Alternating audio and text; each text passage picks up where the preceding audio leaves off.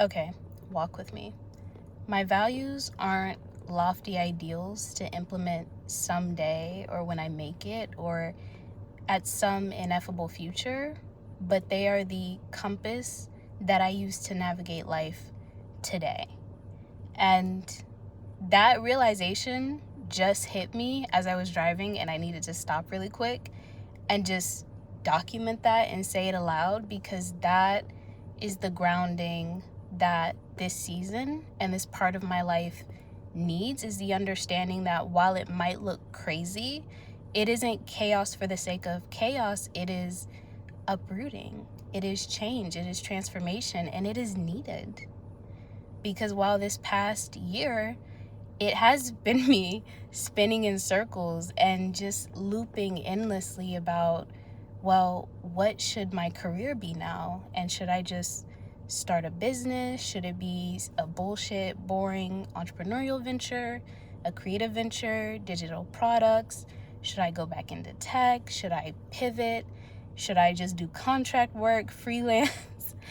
I kid you not, I have come up with countless plans that never got executed because I was just going in circles and circles and circles, and it wasn't a waste of time. None of it was a waste of time, because in the background, I was doing the research and I was going down these rabbit holes and learning, okay, this is what liberation means to me.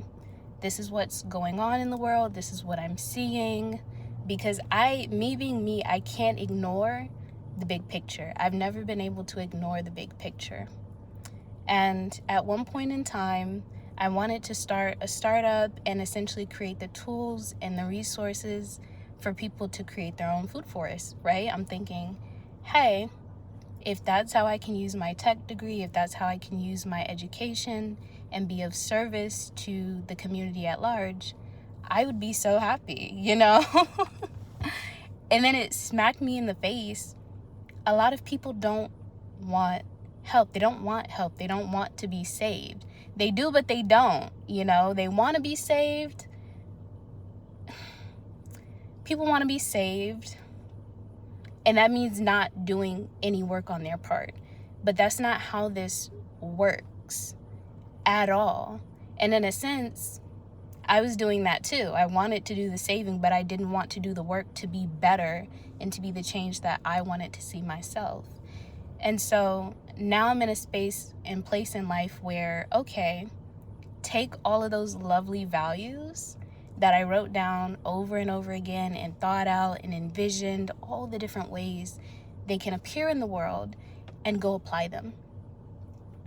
So in my videos, when I talk about follow your joy and build systems that support aliveness and liberation, as liberation that is oriented in fulfillment, not resistance, not saying, no, I don't want this, but yes, this is what I want.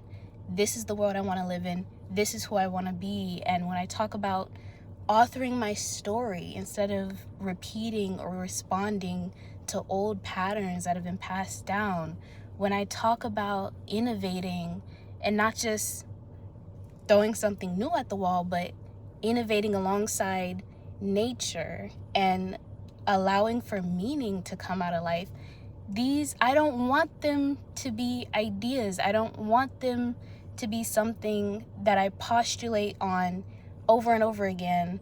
I don't want them to just be another discussion. I need them to be my reality. I need them to be the very foundation upon which my life is built. And so, yeah, I have upended my life.